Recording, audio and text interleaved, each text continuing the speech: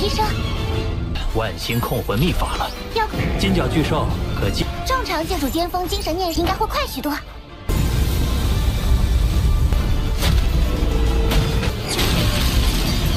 有的剧透，难道？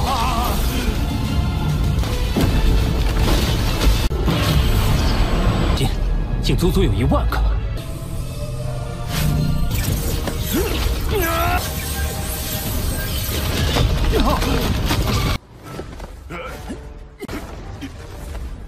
他在里面建立了工会，能指挥起来。真好。让那不是更好？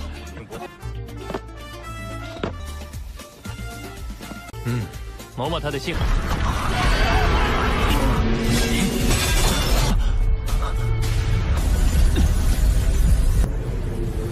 孵化器世界。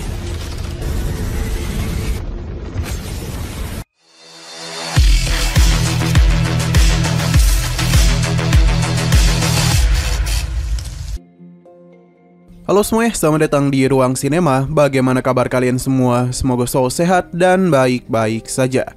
Sesuai jadwal, jadi pada hari ini kita akan kembali melanjutkan series Donghua Penakluk Bintang episode terbaru, yang mana ini adalah episode yang ke-162. Bagi yang baru bergabung dengan series ini, kita sudah sediakan playlistnya. Jadi kalian bisa dengan mudah mencari di mana episode awal dari series ini.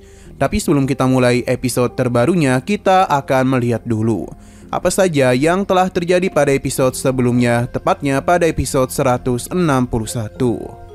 Kemarin, Lo Feng secara mengejutkan telah berhasil memahami semua rahasia pada cawan suci. Ini pun membuat dirinya kembali mengalami peningkatan, dan sekarang Lo Feng telah berada di ranah Tuan Sektor. Keberhasilan Lo Feng disambut baik oleh para penduduk suku Tanduk Emas. Pelan-pelan namun pasti, beberapa orang mulai menganggap kalau ras manusia bukanlah musuh. Tapi tetap saja masih ada yang tidak suka dengan ras manusia. Merasa kalau Lo Feng saatlah berbakat, jadi dia pun dibawa pergi ke tanah terlarang yang menyimpan monumen patung monster besar. Melihat patung itu mengingatkan Lo Feng kepada patung batu yang dirinya dapatkan di benua darah. Ia pun mencoba memahat ulang patung batu tersebut. Hanya saja ini adalah kesalahan yang besar, sebab tekanan yang begitu besar telah diterima oleh 3 tubuh Lo Feng. Gan yang mengawasi Lo Feng sejak tadi memanfaatkan kesempatan itu untuk menyerangnya. Untung saja Lo Feng berhasil bangkit dan mengalahkan Gan dalam pertarungan tersebut. Sekarang kita akan melanjutkan episode terbarunya. Akibat pertarungan itu, baik Lo Feng maupun Gan sama-sama terluka. Sampai akhirnya Dylan dan kedua penjaga pun datang. Mereka segera menangkap Gan karena telah berani melukai sang utusan. Meskipun begitu, Gan tidaklah takut. Karena baginya umat manusia telah memperbudak mereka. Ia akan menanggung semuanya selama umat manusia tidak menginjakkan kaki lagi di sini. Kedua penjaga berencana untuk menghukumnya, tapi Lo Feng menghentikan tindakan mereka. Sebab dia tahu perasaan Gan yang hanya ingin melindungi tempat tinggal dan rasnya saja. Bisa dikatakan kalau tujuan mereka ini sama. Tapi Lo Feng memberitahu kalau keributan ini sengaja dipancing agar kedua belah pihak saling terlibat konflik besar. Jika terus berlanjut, maka hanya akan menimbulkan banyak korban saja. Lo Feng memberikan tawaran kepada Gan yang ingin berjuang untuk melindungi sukunya, maka mereka harus saling bekerjasama dalam mengalahkan serangga Zek, monster, dan entitas lainnya. Karena merekalah musuh terbesar mereka. Tujuan Lo Feng saatlah baik, yang mana dia ingin hidup damai bersama mereka. Lo Feng akan mengampuni Gan karena mereka membutuhkan kekuatannya dalam pertarungan nanti. Perkataan Lo Feng telah menyadarkan Gan. Para penjaga akan membawa Gan terlebih dahulu. Dylan meminta maaf karena terlambat datang melindungi tuannya. Lo Feng tidaklah mempermasalahkan hal tersebut. Ia lalu memberitahu kalau kedua patung ini menyimpan rahasia puncak alam semesta. Untuk sementara waktu, Lo Feng akan mencoba untuk terus memahaminya. Dylan paham dan akan membentuk pertahanan demi bisa melindunginya. Di sisi lain terlihat sosok yang telah menghasut Gan untuk menyerang Lo Feng. Tapi siapa yang menyangka rencananya akan gagal. Namun apapun yang terjadi, dia harus menghabisi Lo Feng untuk menyelesaikan tugas pemberian masternya. Dengan kehadiran Dylan di sini, mungkin hal itu tidak akan bisa dia lakukan. Jadi pria ini akan memikirkan rencana lain.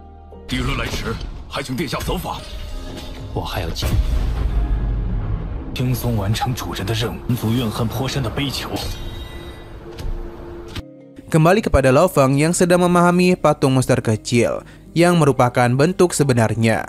Sedangkan patung besar yang ada di hadapannya merupakan semacam replika tingkat rendah yang dibuat oleh makhluk super. Tapi tidak ada tekanan di sini yang memudahkan Lo Feng dalam mempelajari tekstur dari patung besar. Fluktuasi ini disebabkan oleh tekstur yang terbentuk secara terus-menerus. Lo Feng menyadari ada lebih dari 90.000 baris yang diukir dalam patung itu. Dengan begini, garis itu mampu menciptakan tekanan hukum alam semesta. Hanya saja, misteri ini masih jauh untuk Lo Feng pahami, setidaknya untuk sementara waktu. Karena Lo Feng akan terus berlatih sambil mengamati pola yang telah digambar pada patung tersebut. Ia juga tahu kalau di dalamnya, terdapat sebuah metode rahasia. Jika semua itu berhasil, Lo Feng tidak bisa membayangkan akan seberapa besar kekuatan yang dia dapatkan. Di dalam dunia batinnya, monster tanduk emas terus memahat patung batu. Sedangkan klon tubuh Mosa sedang memahami patung monster ukuran kecil. Sepertinya dia berencana untuk memadukan kedua patung itu agar bisa membuatnya mengeluarkan hukum alam semesta. Apa yang Lo Feng harapkan pun terjadi. Ini juga sudah disalin lebih dari 5 juta kali oleh monster tanduk emas. Pada akhirnya mereka bisa melihat sedikit fluktuasi dari hukum asal-usul alam semesta. Monster tanduk emas mulai menerapkan metode tersebut dan menciptakan serangan yang luar biasa. Hal itu bahkan sempat membuat Babata ketakutan. Bagaimana tidak, setelah menggabungkan konsep patung dewa binatang buas, kekuatan serang monster tanduk emas berhasil menghancurkan gunung besar dengan cakarnya. Lo Feng memilih untuk tinggal di sini lebih lama lagi. Di saat kedua klonnya tengah sibuk, maka Lo Feng akan mempelajari metode rahasia pengendali jiwa untuk bisa mengendalikan serangga Zek yang ada di bumi. Setidaknya Lo Feng itu harus mencapai tingkat master dalam pengendalian jiwa. Karena begitulah dia mampu mengendalikan sosok kuat seperti serangga Zek. Bagi Babata, setidaknya membutuhkan waktu 1 juta tahun bagi seorang master pedang mencapai master spiritual puncak. Tapi Lo Feng itu telah menerima warisan dari gunung ajaib dan telah membuat frekuensi gelombang mentalnya menjadi 3200. Seharusnya pemahaman Lo Feng akan jauh lebih cepat. 可怕的提升，万星控魂秘法了。要金角巨兽可击。正常借助巅峰精神念应该会快许多。 Selama Lo Feng belajar, Dylan terus melindunginya. Sedangkan pria tua ini teruslah menunggu Lo Feng. Bahkan dia sudah ada di sana selama 100 tahun. Namun mereka berdua itu tidak kunjung pergi. Lantas bagaimana cara dirinya menghabisi Lo Feng? Ia akan kembali menunggu. Di dalam diri Lo Feng secara perlahan namun pasti pemahamannya mulai membuahkan hasil. Ia telah mencapai level ketiga dari teknik rahasia pengendali jiwa 10.000 bintang. Sudah saatnya bagi Lo Feng untuk kembali ke bumi dan menyelesaikan masalah serangga Zek. Perjalanan pulang pun telah mulai mereka lakukan. Selama proses itu, Lo Feng tengah berada di dalam cairan spiritual untuk meningkatkan gen tubuhnya. Semua itu berjalan dengan lancar dan kini tubuh manusia Lo Feng telah mencapai puncak dari World Master. Babata sampai kaget dengan apa yang ia lakukan. Yang berkembang tidak hanya tubuh Lo Feng saja, namun Mo Yanpin juga. Lo Feng meminta Mo Yanpin untuk kembali ke sisinya. Kini tumbuhan itu telah mencapai World Master tingkat 9 dan telah menambahkan akarnya, yang mana kini total ada 216 akar yang Lo Feng miliki. Semakin sempurna Mo Yanpin, maka evolusinya akan semakin baik. Tapi ia juga akan sulit untuk menembus tingkat dewa abadi atau Undying. Namun Lo Feng yakin kalau Mo Yanpin akan mencapai tingkat tersebut. Selanjutnya adalah monster tanduk emas yang mana kristal darah akan dirinya serap lagi. Dengan begitulah kekuatannya akan meningkat. Sebelumnya Lo Feng sempat gagal dalam proses penyatuan. Tapi dengan level yang sekarang, Lo Feng yakin monster tanduk emas pasti bisa melakukannya. Kristal darah dalam jumlah yang begitu melimpah telah masuk ke dalam tubuh monster tanduk emas. Dan baru kali ini jugalah Lo Feng merasakan rasa sakit yang luar biasa. Bahkan terhubung juga pada tubuh manusianya. Ia masih belum tahu apakah ini tanda dirinya berhasil atau belum. Namun yang pasti tubuh monster tanduk emas mulai mengalami perubahan. Lo Feng harus bisa menahan ini sekuat tenaga. Karena jika sampai tidak mampu bertahan, usahanya akan sia-sia saja. Setelah perjuangan yang cukup menyakitkan, seluruh kristal darah kini telah menyatu dengan sempurna di dalam diri monster tanduk emas. Ledakan kekuatan juga terjadi di dalam dantian Lo Feng. 受了，也许能成。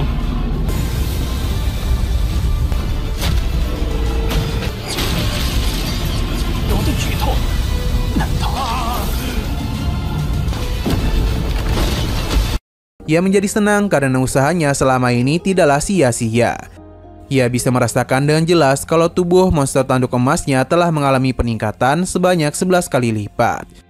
Jika dia mengkombinasikannya dengan tingkat 2 dari dunia asli dan metode rahasia bawaan untuk memperkuatnya, bisa saja kekuatan monster tanduk emas kembali meningkat sebanyak 110 kali lipat lagi.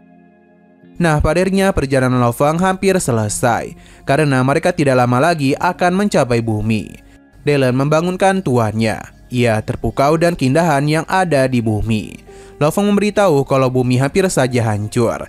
Jadi, ia tidak akan membiarkan kejadian yang sama terulang kembali.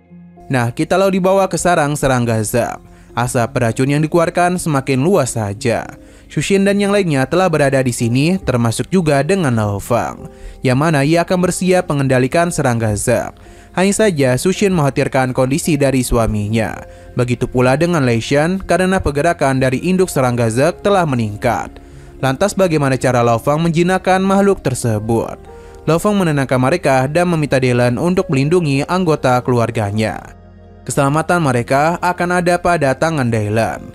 Kapal meteorit pun datang untuk membawa mereka pergi menjauh. Shushin meminta suaminya untuk berhati-hati. Setelah melakukan evakuasi, kini Lo Fang mulai melepaskan pertahanan pada area itu. Dia berada tepat di hadapan cangkang serangga Zap, yang ternyata merupakan kapal luar angkasa. Tanpa pikir panjang, Lo Fang langsung saja menggunakan kekuatannya untuk membawa kapal itu masuk ke dalam dunia dantian miliknya. Untuk saat ini, rencana Lo Fang berjalan dengan lancar tanpa mengalami masalah apapun. Dia juga masuk ke dalam dunia dantian untuk membuka telur dari induk serangga Zap. Sosok inilah yang dapat mengembangbiakan serangga Zap. Meskipun dia sedang tertidur, tapi kekuatan mental yang dia miliki sangatlah kuat. Bahkan Lo Fang mampu merasakannya dengan jelas. Lo Fang menggunakan kekuatan dari monster tanduk emas untuk bisa masuk ke dalam kesadaran Ratu Zap. Ia telah berada di dalam inti energinya, yang ternyata berjumlah lebih dari 10.000. Rahasia kebangkitan pun Lo Fang gunakan untuk bisa mengendalikan semua inti energi tersebut. Tapi belum sempat selesai, perlawanan mulai dilakukan oleh Ratu Serangga Zap. Inti energi itu mulai saling terhubung satu sama lain dan memberikan perlawanan kepada Lo Fang. Sepertinya ini di luar perkiraan Lo Fang, karena dan kekuatan mental sebanyak itu malah dirinya lah yang akan berusaha dikendalikan. Apa yang dia takuti pun terjadi, karena kini Lo Fang dibawa berpindah ke sebuah tempat. Yang mana di sana saatlah sunyi, sampai padarnya para prajurit serangga Zap pun muncul untuk bisa menahan Lo Fang. Di tengah ketidakberdayaannya, Lo Fang mengingat tentang perkataan dari Hong mengenai pengendalian diri. Berkat semua itulah Lo Fang bisa sadarkan diri dan memberikan perlawanan balik kepada kekuatan serangga Zap. Monster tanduk emas pun kembali dirinya simpan. Hanya saja Ratu Serangga Zap telah bangkit dari tidurnya. Ia pun mulai menunjukkan dirinya kepada Lo Fang dan datang ke hadapannya. Namun ia tidaklah berani menyerang Lo Fang sebab segel jiwa telah berhasil terpasang kepada makhluk itu. Jadi Lo Fang pun dirinya panggil sebagai tuan. 竟足足有1万个。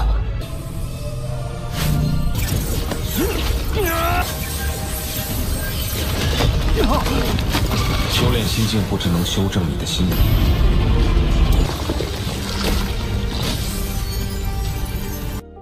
Nama dari sang Ratu Zap adalah Irina. Lo Fang bertanya kepada Irina apakah dia mau melawan sukunya sendiri demi perintahnya.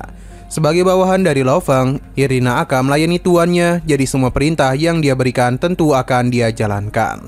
Lo Fang senang mendengarnya dan dia juga akan memberikan bantuan kepada Irina agar kekuatannya bisa meningkat.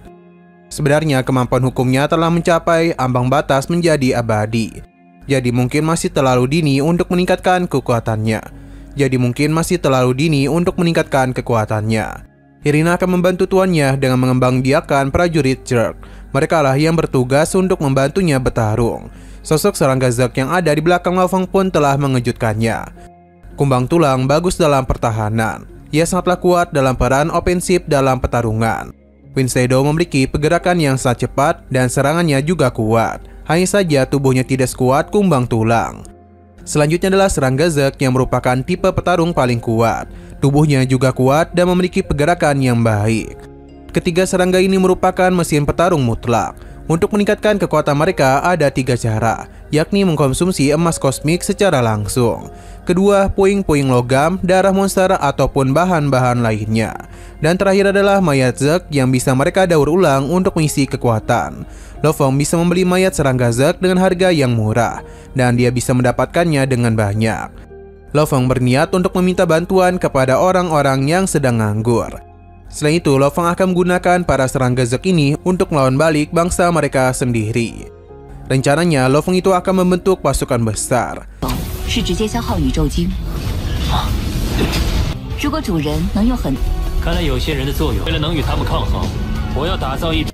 Setelah dari sana, keluarga Lo Fong pun turun dari kapal otomat. Di sini, Lo Fong memberitahu kalau masalah serangga Zek telah dirinya selesaikan, yang membuat mereka menjadi begitu bangga. Lo Fong telah memberitahu para pemimpin dari 5 negara besar tentang masalah ini, dan begitulah mereka akan sangat lega. Lei Shen meminta Lo Fong untuk tetap tinggal sedikit lebih lama di bumi. Xu Xin juga akan menyiapkan makan malam untuk suaminya. Namun sebelum itu, dia ingin mengajak Lo Fong untuk mengenang masa lalu mereka. Di sini Lo Fong dan Xu Xin mengenakan pakaian lama mereka. Lo Fong harus menyamar karena dia sangat terkenal. Begitu pula dengan Xu Xin. Dan beginilah mereka bisa menikmati waktu bersama. Saat ini, Xu Xin dan juga Lo Fong tengah menikmati waktu berdua mereka. Kita pun diperlihatkan kalau bumi sekarang sudah berbeda dengan yang dulu, karena zaman ini lebih canggih. Selain itu, wajah Lo Fong dan juga Xu Xin terpampang di mana-mana. Lo Fong mulai mengingat masa SMA mereka, yang mana toko roti yang dulu sering mereka kunjungi juga masih ada. Semua ini terjadi karena Xu Xin yang mengajukan karena semua tempat yang Lo Fong kunjungi tidak akan pernah dihilangkan. Lo Fong dan Xu Xin buka puasa dengan memakan burger. Di tengah semua itu, mereka pun dikejutkan dengan seorang pria yang menindas seorang murid. Ia memberitahu kalau ini adalah kota Yangzhou. Sepertinya pria ini merupakan bawahan dari keluarga Luo. Ia memberitahu kalau kota ini merupakan milik keluarga Luo. Bahkan seluruh galaksi Bima Sakti merupakan milik keluarga Luo, yang membuat tidak ada satupun orang yang bisa menyinggung mereka. Orang-orang di sana tidak menduga ada yang telah berani membuat masalah dengan keturunan keluarga Luo. Lo Fong penasaran siapakah yang akan menghentikan tindakan itu. Sesaat kemudian, seseorang pun datang yang mana dia dikenal sebagai Luo Yancheng.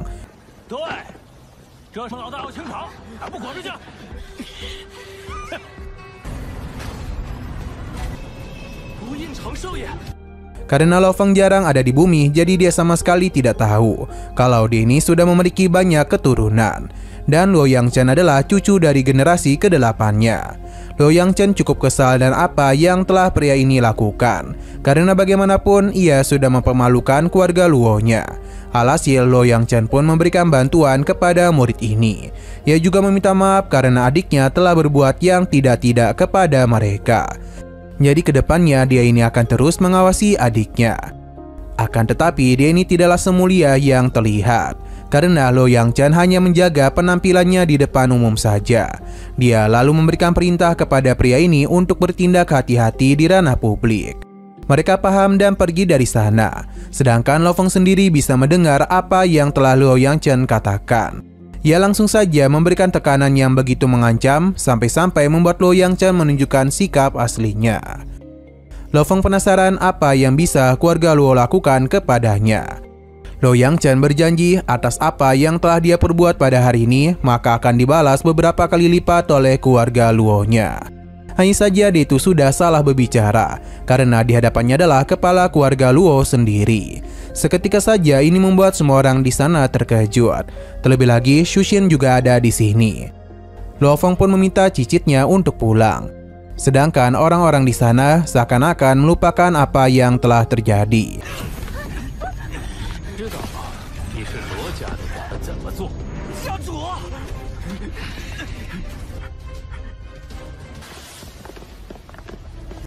Xiano berpindah ke kediaman dari keluarga Lo Fong, yang mana semua keturunan Lo Fong telah berkumpul. Setidaknya ada lebih 2000 keluarga Luo. Ini juga pertama kalinya bagi mereka melihat Lo Fong, karena ia sangatlah jarang untuk pulang ke bumi. Baika Lo berterima kasih kepada tuannya karena berkat semua sumber daya yang telah dia berikan, membuat para penjaga naik tingkat. Lo Feng meminta Baika Lo untuk tidak terlalu hormat kepadanya, karena bagaimanapun mereka adalah keluarga. Setelah semua itu, Lo Feng pun diberitahu kalau Lo Feng ini telah berjasa dalam meningkatkan perusahaan mereka. Dengan begini, maka masa depan perusahaan mereka bisa terjamin. Selain ada Lo Feng, di sini juga ada Luo Hai. Meskipun mereka berumur ratusan tahun, tapi sikap manja mereka kepada Lo Feng tidak pernah berubah. Luo Hai sudah menunggu kedatangan ayahnya ke bumi karena dia itu ingin memberikan kejutan kepadanya. Di tengah semua pertemuan, mereka pun dikejutkan dengan kedatangan ayah dan ibu Lo Feng, yang sepertinya juga telah menjadi seorang pejuang. Namun umur tidaklah berbohong karena ayahnya itu hampir saja menjatuhkan ibunya. Oh iya, mereka ini sudah berada di ranah tingkat kosmik atau Star Traveler. Ayahnya memberitahu kalau dia telah menjadi seorang pro gamer yang cukup hebat, dan bahkan bisa membentuk serikat di dalamnya. Melihat kebahagiaan yang ada di keluarganya membuat Lo Feng menjadi begitu senang, karena inilah yang sejak dulu dirinya dambakan.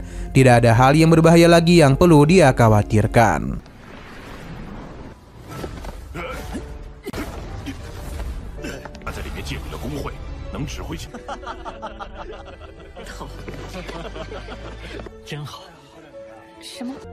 Berhubung semua orang berada di sini, jadi Lo Feng pun mulai berbicara sebagai kepala keluarga.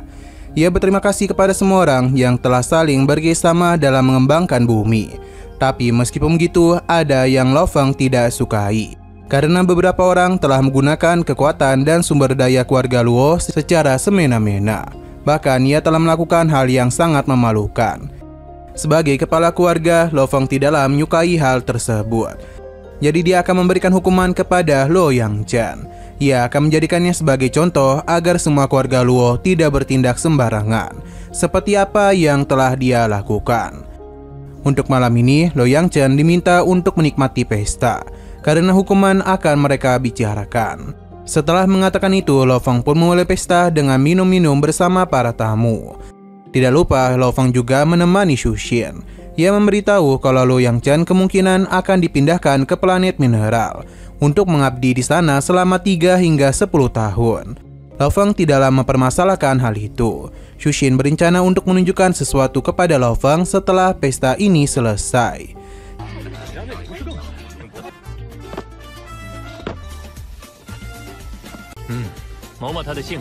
Xianlo berpindah ke lubang cacing, yang mana kita diperlihatkan dengan seseorang yang melakukan perjalanan tanpa menggunakan kapal luar angkasa. Ia tahu seseorang telah menggunakan rahasia luar angkasa untuk menutupi koordinat kosmik. Hanya saja semua itu tidaklah berpengaruh kepadanya. Jadi dengan kekuatan yang pria ini miliki, ia pun bisa menemukan di mana saja jejak yang telah ditutupi oleh perusahaan alam semesta. Namun ia tidak ingin membuat keributan dulu karena dia ingin melakukan pekerjaannya saja. Nah, pria ini pun membuka celah galaksi Bima Sakti yang tentu merupakan wilayah kekuasaan Lo Feng. Sebuah kapal pun dirinya arahkan dan langsung saja pergi menuju galaksi tersebut. Sedangkan pria ini pergi dari tempat ini.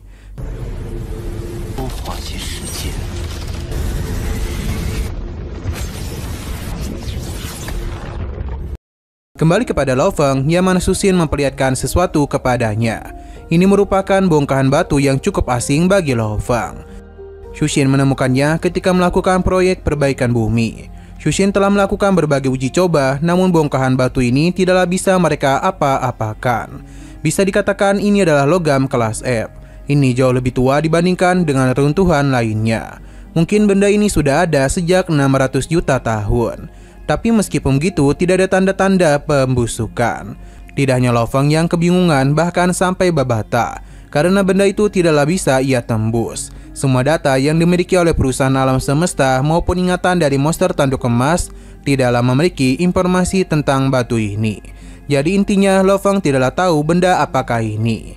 Di luar angkasa, kapal yang telah dikirim pria sebelumnya sudah sampai di titik koordinat galaksi Bima Sakti, tepatnya di hadapan bumi. Orang-orang yang berada di dalam kapal sama sekali tidak tahu dewa abadi mana yang telah mengirim mereka kemari. Pemimpin mereka juga tidak tahu, tapi yang pasti ada misi yang harus mereka lakukan di bumi. Mereka akan mengumpulkan segala informasi tentang Lo Feng. Sedikitpun informasi kelemahan yang Lo Feng miliki, maka mereka harus melaporkannya kepada sang master, supaya mereka bisa melakukan penyerangan dalam satu kali gerakan saja. Keberadaan dari kapal ini sebenarnya sempat dirasakan oleh beberapa orang, namun teknologi yang ada di kapal itu sangatlah hebat.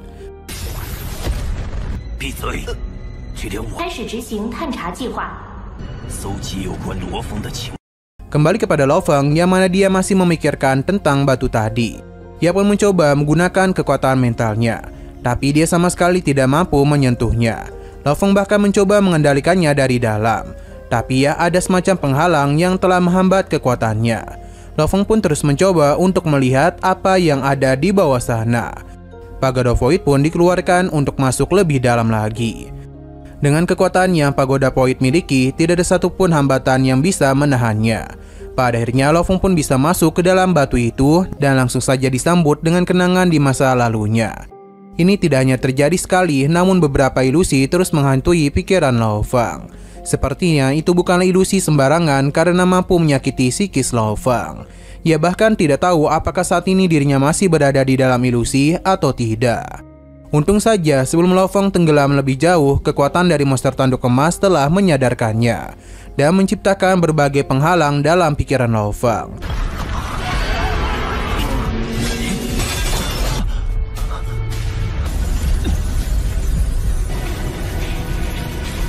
Dia pun keluar dari batu itu dan memperlihatkan semacam logo kepada Babata.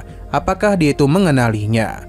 Ini seketika saja membuat Babata terkejut, karena teks itu berada dari keluarga Yisen atau klan dewa.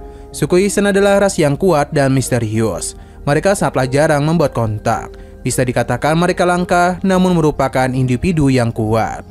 Setelah Lo Feng menjadi anggota alam rahasia asli, Babata menemukan informasi tentang ras dewa.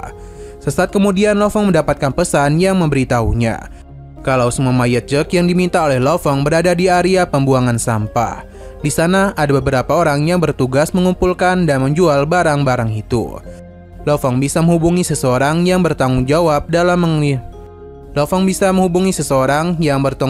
dalam mengelola bintang sampah dan termasuk dalam bidang bintang Borun. Lo Feng paham dan berterima kasih atas informasi itu.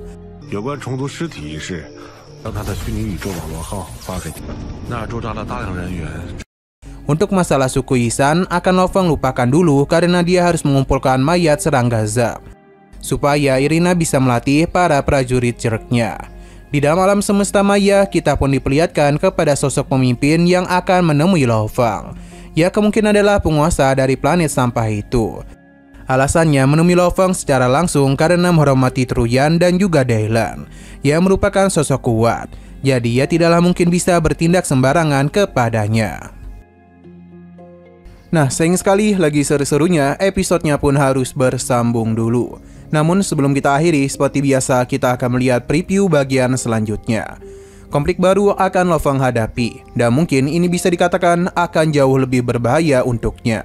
Karena bagaimanapun ada beberapa sosok yang mengincar Lo Feng. Bahkan Ratu Serangga Zek menginginkan Lo Feng untuk segera dihabisi. Babata sendiri menjadi panik karena pemindai mereka hilang entah kemana. Jadi dia meminta Lo Feng untuk segera bertindak. Menara Void akan kembali Lo Feng gunakan untuk bisa menyelesaikan masalah ini. Pertarungan super sengit akan terjadi pada minggu depan.